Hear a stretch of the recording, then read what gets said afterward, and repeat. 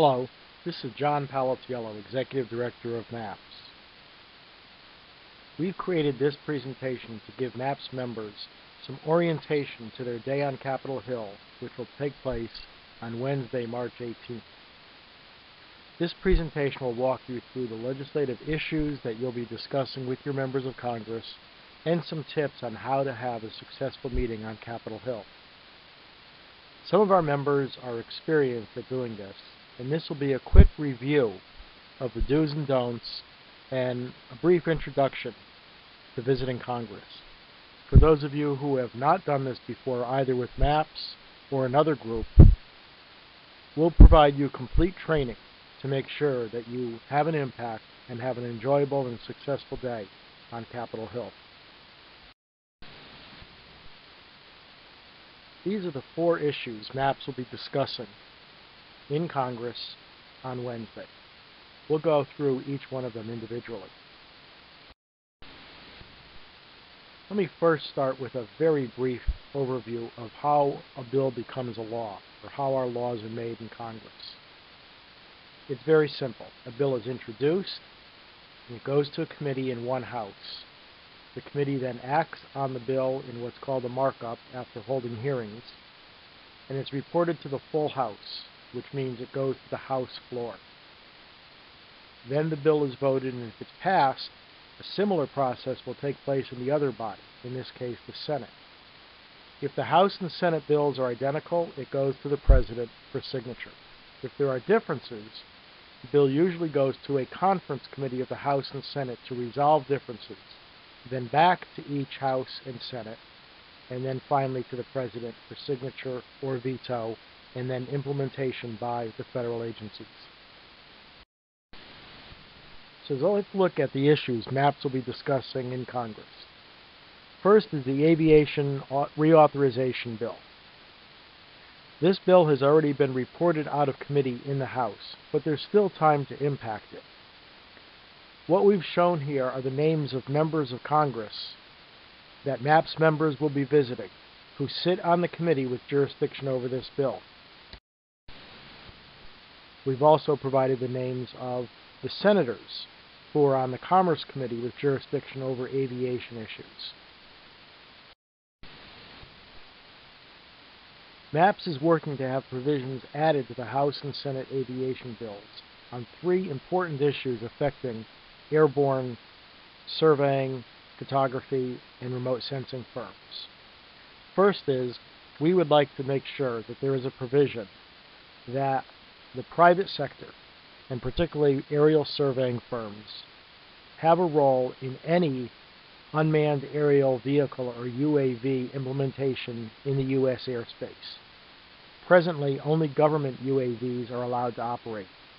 And if this is expanded, we want to make sure that, number 1, we don't have unfair government competition with the private sector, and number 2, that private firms have an equal opportunity to engage in business with UAVs.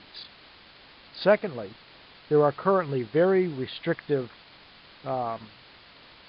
constraints on airspace over the 2 Disney properties, Disney World in Orlando and Disneyland in Anaheim. MAPPS is seeking legislation to allow for temporary waivers so that aerial survey firms can gain access to this airspace. Third, many MAPPS members have pointed out that there are very inconsistent rules at FAA with regard to modification standards for your aircraft when you're installing a new camera port or camera itself. And MAPPS is seeking a single consistent standard across all of FAA. The next bill we'll be discussing is called the FLAIR Act. It will soon be introduced by Congressman Ron Kind of Wisconsin and Rob Bishop of Utah. Again, we've shown you the names of the key members of Congress with whom MAPPS members will be meeting that will have direct jurisdiction over this bill. We've also provided the names of the key senators who MAPPS members will be meeting. The FLAIR Act will create a single, current, accurate, uniform database of all the real property owned by the federal government. The problem is that the government does not have a current, accurate inventory today of all the land that it owns. It does, however, have hundreds of single-purpose, stovepipe, non-interoperable, out-of-date inventories.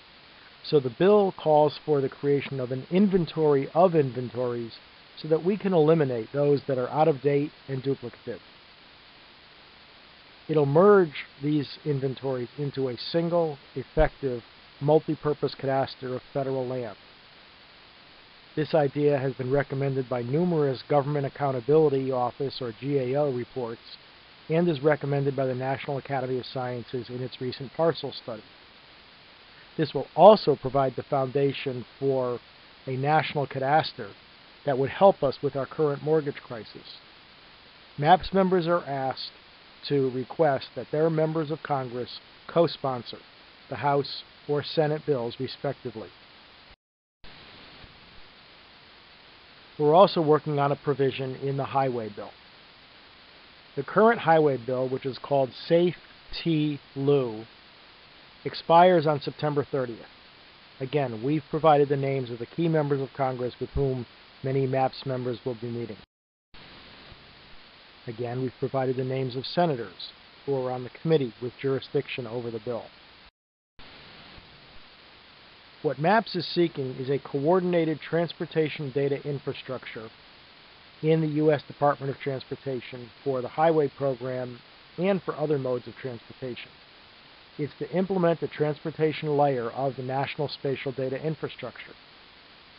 This is not only part of an executive order issued by President Clinton and renewed by President Bush and still on the books, but this has also been recommended by the Transportation Research Board, which is the research adjunct to the National Academy of Sciences that advises the Department of Transportation. So we're seeking a strategic coordinated program of national transportation geospatial data. An important part of this will be an innovative public-private partnership so that the role of the private sector is recognized and utilized in cooperation with transportation agencies. The final bill that we're seeking is an Integrated Ocean and Coastal Mapping Act. Now, this bill is already moving along in Congress, and we may need to seek a separate bill of our own. H.R. 365 was introduced in January and has been folded into a larger Omnibus Public Lands and Parks Bill, S-22. Again, we've outlined the members of Congress who would have jurisdiction over this, and we've provided the names of the senators as well. The Senate Bill, S-174, again was introduced in January and is rolled into S-22.